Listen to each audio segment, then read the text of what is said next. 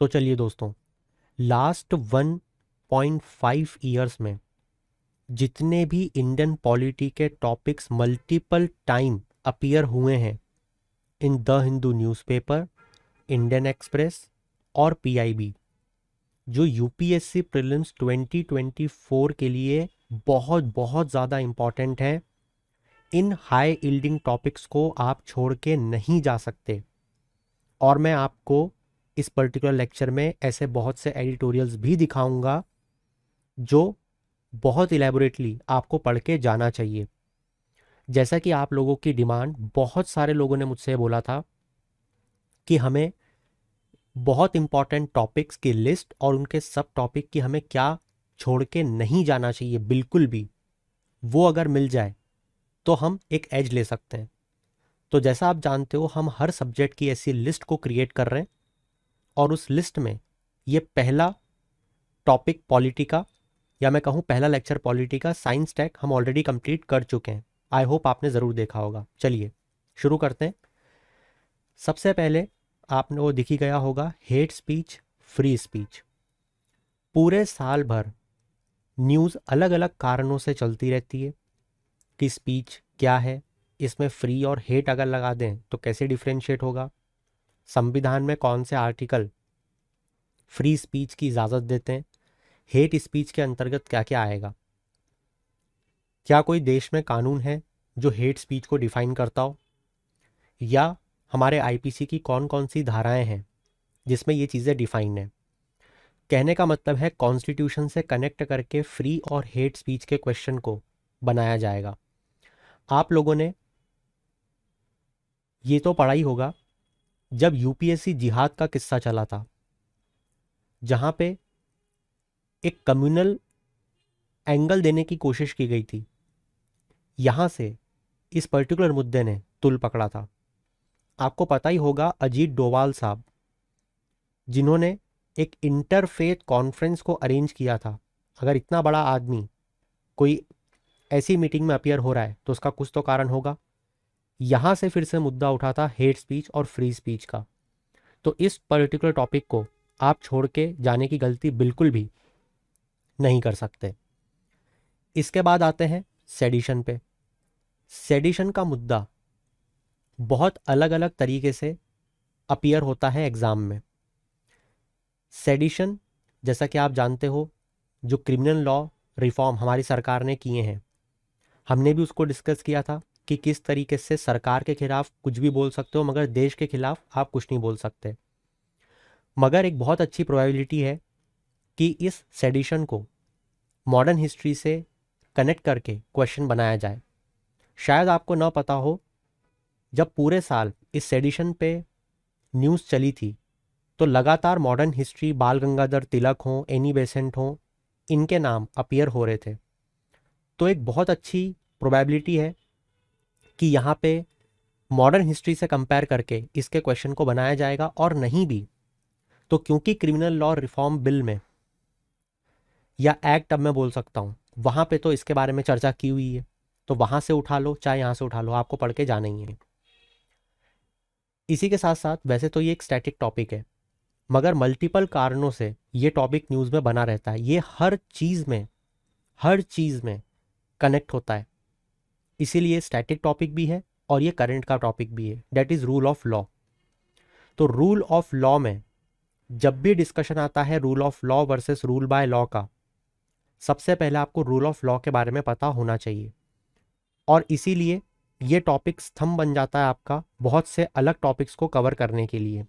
ठीक है, जैसे आपको डायरेक्ट प्रीलिम्स में क्वेश्चन देखने को मिलता है रूल ऑफ लॉ पे, और एक बार नहीं, एक एग्जाम में नहीं, मल्टीपल एग्जाम में, and not only in the prelims only but also in the mains. तो ये आपको पढ़ के जाना है। इसी के साथ अब आप में से कौन ये बात नहीं जानता कि ये भाई साहब ईडी के कब्जे में। ऑफिस ऑफ प्रॉफिट बहुत बहुत इंपॉर्टेंट टॉपिक है जो लगातार इनके कारण न्यूज़ में बना हुआ है। इसके बारे में आपको पढ़ के बहुत इलेबोरेटली जाना चाहिए। बहुत ही रिसेंट में हमारी सरकार ने UAPA, that is unlawful activity prevention act, के अंतर्गत बहुत सारे चेंजेस किए। इसके बारे में आपको पता होना चाहिए। कि यूएपीए के साथ कौन से इश्यूज जुड़े हुए हैं। जैसा कि आपको पता होगा प्रीवियस ईयर में टाडा, पोटा, इनकी तरफ यूपीएससी का रुझान बढ़ा है, तो आपको ये चीज़ें पढ़ के जाना चाहिए। इसके बाद नेक्स्ट टॉपिक है एक्सपंक्शन का। आप लोगों को पता होगा कि अपोजिशन पार्टीज बहुत मासिव लेवल पे प्रोटेस्ट कर रही हैं कि हमारे शब्दों को हाउस से हटाया जा रहा है, उसे रिकॉर्ड में नहीं लिया जा रहा। तो यहाँ पे मुद्दा उठता है कि ये जो स्पीच का एक्सपंक्शन है ये कौन से आर्टिकल से निकलता है, या उनके पास कौन कौन सी ताकतें संविधान के आर्टिकल या हाउस के रूल्स से मिलती हैं जिसमें वो अपनी बात को रिकॉर्ड करवा सकते हैं। साथ ही जो शब्दों को हटाया जा रहा है क्या वो अनपार्लियामेंट्री वर्ड्स हैं, ये अनपार्लियामेंट्री वर्ड्स कहाँ पे डिफाइंड है। इस तरीके से प्रीलिम्स में क्वेश्चन पूछे जाएंगे। मेंस में क्या पूछेंगे वो अलग बात है, हम मेंस के टाइम डिस्कस करेंगे। बट यस, यहाँ पे एक कंफ्लिक्ट देखने को मिल रहा है एक मेंबर ऑफ पार्लियामेंट के फ्रीडम ऑफ स्पीच और प्रिसाइडिंग ऑफिसर की ताकत के बीच में। तो यहाँ से इंपॉर्टेंट हो जाता है कि ये जो एक्सपंक्शन की ताकत है प्रिसाइडिंग ऑफिसर के पास, ये कहाँ से आती है और ये एक्सपंक्शन करने की ज़रूरत क्यों पड़ती है, इसके बारे में आपको पढ़ के जाना चाहिए।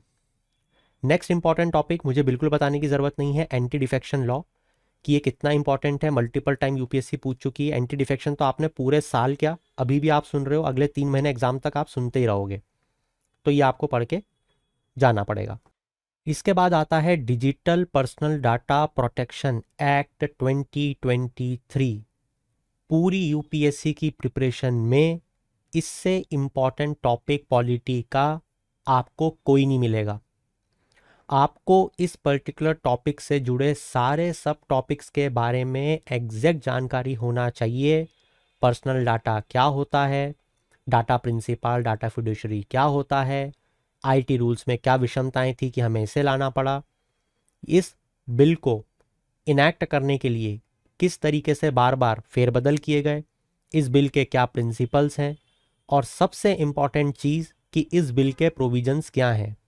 ये बिल कहाँ पे अप्लाई होगा, सिर्फ भारत में ही होगा या भारत के बाहर भी अप्लाई होगा, जो विदेशी कंपनियां भारत में काम कर रही हैं उन पे किस तरीके से लागू होगा, सेंट्रल गवर्नमेंट स्टेट गवर्नमेंट के पास क्या ताकतें हैं, इससे जुड़े हुए इश्यूज जैसे डाटा पोर्टेबिलिटी, जैसे डाटा लोकलाइजेशन, इस डाटा लोकलाइजेशन का मतलब क्या होता है, डाटा लोकलाइजेशन से कंपेयर करते हुए ग्लोकलाइजेशन, ये ग्लोकलाइजेशन क्या होता है। इस तरीके के क्वेश्चन आपको इस पर्टिकुलर टॉपिक में देखने को मिलेंगे। तो मैं आप सबको रिकमेंड करूंगा कि इस टॉपिक पे बहुत बहुत ज़्यादा अच्छे से कमांड करके जाना। क्वेश्चन कहाँ से आएगा ये नहीं पता, मगर क्वेश्चन इसी में से आएगा, that I can assure you. इसके बाद में नेक्स्ट टॉपिक है एंटी कन्वर्जन लॉ। आप लोगों ने देखा होगा पूरे साल कन्वर्जन का जो टॉपिक है वो न्यूज़ में बना रहा था। यहाँ से स्टैटिक पोर्शन को उठा के क्वेश्चन पूछा जाएगा, that is article 25 to article 28। साथ ही हमने देखा था कर्नाटक का कंटेंशियस एंटी कन्वर्जन बिल जो प्रपोज किया गया था, जिस कारण से ये मुद्दा न्यूज़ में बना रहा था। तो एंटी कन्वर्जन लॉ पे क्वेश्चन तो स्टैटिक से आएगा, मगर आएगा क्यों ये मैंने आपको बताया। इसी के साथ हम लोग देख रहे हैं कि नॉर्थ ईस्टर्न रीजन जो है वो लगातार न्यूज़ में बना हुआ है मणिपुर के कारण, ये हम सब जानते हैं, कुकी मिती ट्राइब हम सब जान रहे हैं। नॉर्थ ईस्ट से जुड़े हुए जितने भी मुद्दे हैं, जैसे नागा पीस टॉक हुआ, जैसे ब्रू रेफ्यूजी का हुआ, या अभी चल रहे मणिपुर इशू का, ये सारे आपको पढ़ के जाने हैं। साथ ही यहाँ पे जो इनर लाइन परमिट होती है ये क्या होता है, कौन कौन सी स्टेट्स में इनर लाइन परमिट काम करती है, आपको ये सब पढ़ना है। इन्हीं के साथ साथ आपको 5th स्केड्यूल और 6th स्केड्यूल पे भी कमांड करके जाना है। 5th स्केड्यूल और 6th स्केड्यूल इतना ज़्यादा इंपॉर्टेंट टॉपिक है, यूपीएससी लगातार आपको 2 से 3 सालों से सिग्नल दे रही है कि इस पे कमांड करके, और ऐसी भी नहीं कि ऊपर ऊपर से, बिल्कुल डीप डाउन जाके आप इस पे कमांड लेके जाओ, तभी आपको वो नंबर देंगे। ये आपको मल्टीपल टाइम बता चुके हैं, ठीक है। अब क्योंकि 5th और 6th स्केड्यूल की मैंने बात करी, तो हम लोगों ने देखा था द हिंदू न्यूज़पेपर में बहुत बहुत इंपॉर्टेंट आर्टिकल पब्लिश किया गया था, जिसकी हेडिंग थी the state of India's scheduled area, जहां पे स्केड्यूल एरिया की एक एक नीटी ग्रिटी को डिस्कस किया गया था। ट्राइबल राइट्स क्या होते हैं, ग्राम सभा के पास कौन सी ताकतें दी हैं, फॉरेस्ट राइट एक्ट किस तरीके से यहाँ काम करता है, किस तरीके से जो विलेजेस हैं बहुत सारे वो आर्टिकल 244 के बाहर हैं, जहाँ पे कंसिडरेबल एसटी पॉपुलेशन है, ऐसा क्यों हो रहा है, ऐसे एरियाज को कौन घोषित करता है, और बहुत सी फैक्चुअल इंफॉर्मेशन। तो इस पर्टिकुलर आर्टिकल को अगर आपने अभी तक नहीं पढ़ा है तो आप जाके ज़रूर पढ़ना, मैं आपसे ही उम्मीद करूँगा। नेक्स्ट टॉपिक है वुमेन। वुमेन एक सिंगल टॉपिक नहीं है। अगर आप प्रीवियस ईयर देखोगे तो वुमेन पे अलग अलग तरीके के क्वेश्चन मेंस और प्री में पूछे जा रहे हैं। आप लोगों ने देखा होगा वुमेन का रिप्रेजेंटेशन पंचायती राज में, वुमेन का रिप्रेजेंटेशन पॉलिटिक्स में, वुमेन का रिप्रेजेंटेशन जुडिशरी में। इसीलिए हो सकता है कि प्रीलिम्स में इस क्वेश्चन को किसी तरीके से पुटअप करने की कोशिश की जाए। वैसे तो ये मेंस का टॉपिक है, बट मेरी एक गट फील ये बोलती है कि इसको प्रीलिम्स में लाने की कोशिश की जा सकती है। उसके बहुत से कारण हैं, जैसे कि अभी मैक्सिमम स्ट्रेंथ होना वुमेन की पार्लियामेंट में, वुमेन के लिए पार्लियामेंट में रिजर्वेशन बिल का प्रपोज होना, और भी बहुत सारी चीज़ें जो आपने भी सुनी होगी, राइट।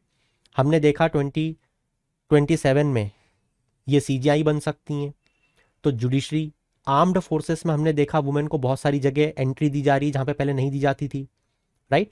तो इन सब कारणों से आपको बेसिक कुछ चीज़ें रिजर्वेशन ऑफ वुमेन के बारे में पता होनी चाहिए, ठीक है।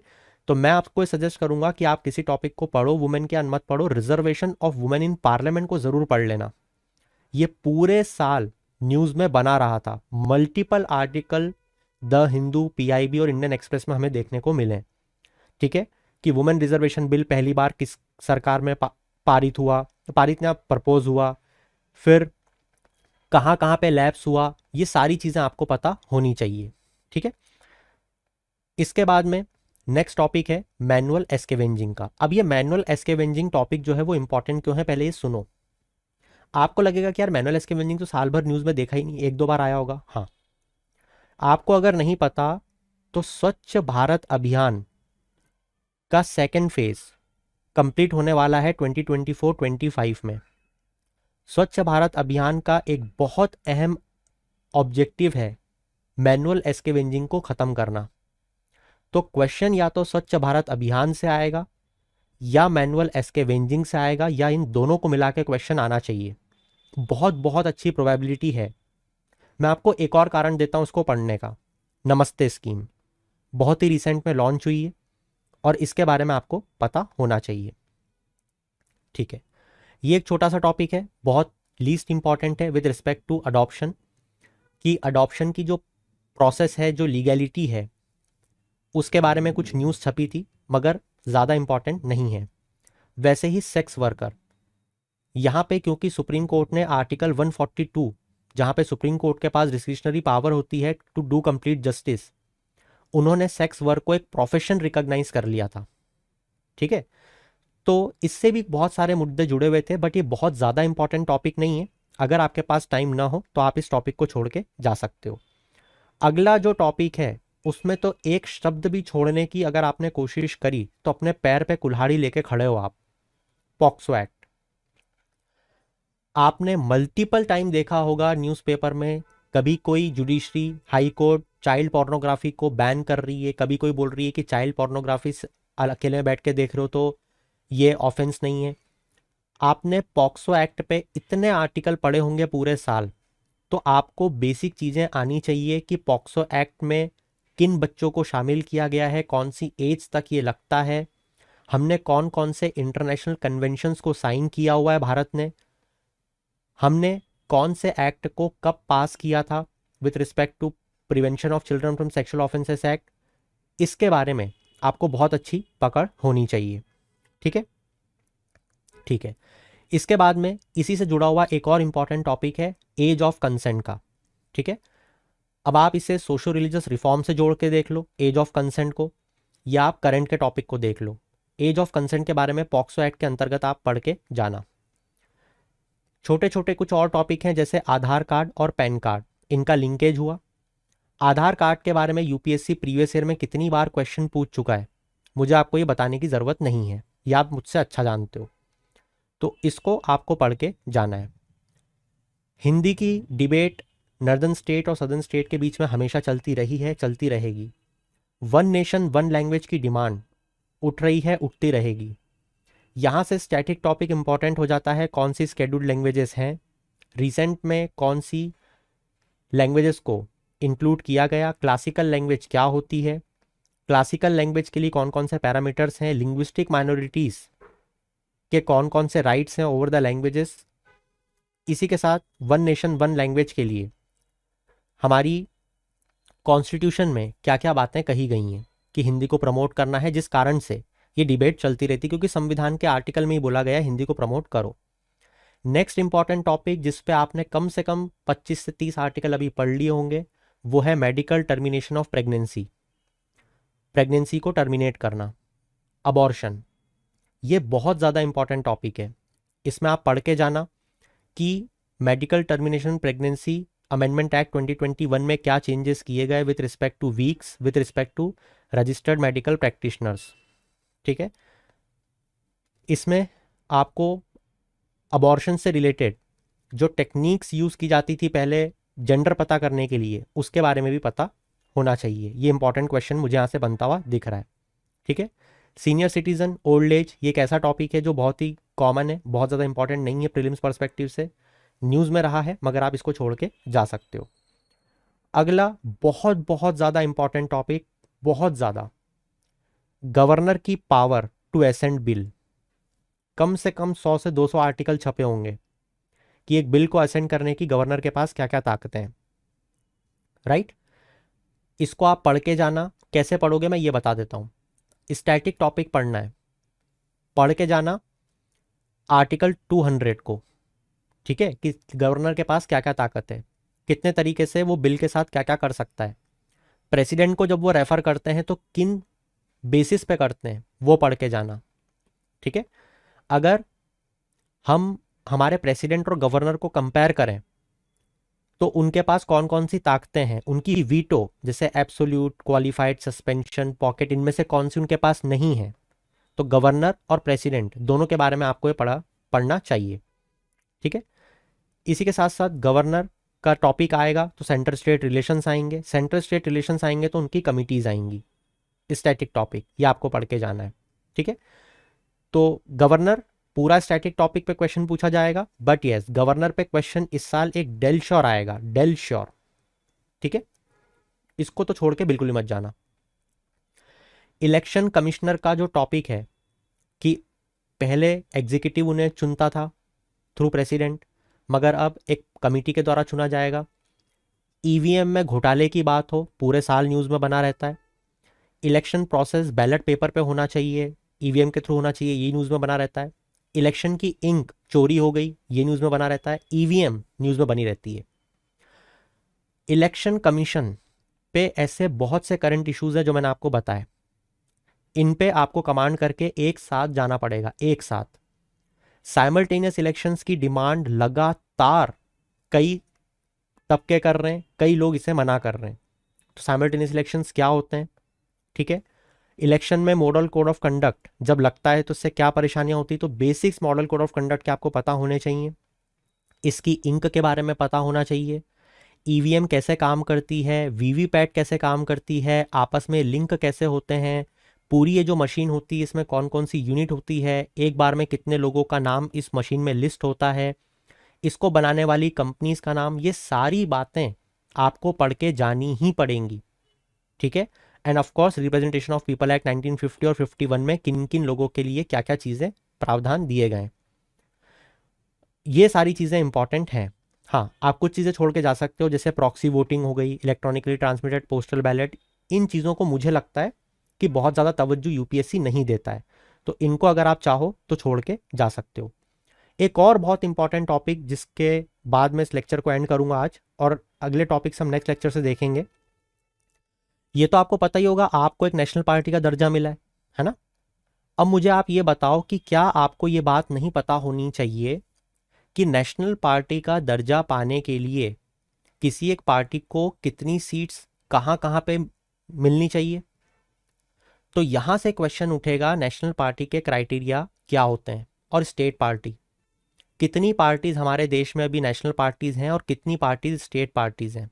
ठीक है, ये जो पॉलिटिकल पार्टीज का रजिस्ट्रेशन है ये कैसे होता है, एक पॉलिटिकल पार्टी को अगर नेशनल पार्टी का दर्जा मिल जाए तो उसको क्या बेनिफिट होते हैं, क्या एक पॉलिटिकल पार्टी डी रजिस्टर भी हो सकती है रजिस्टर होने के बाद, और ये रजिस्टर्ड पॉलिटिकल पार्टी और रिकॉग्नाइज्ड पॉलिटिकल पार्टी में क्या डिफरेंस होता है। मैंने बहुत इंपॉर्टेंट बात बोल दी, रजिस्टर्ड और रिकॉग्नाइज्ड ये क्या है, ये दो अलग शब्द हैं या एक ही है, इनको पढ़ना पड़ेगा।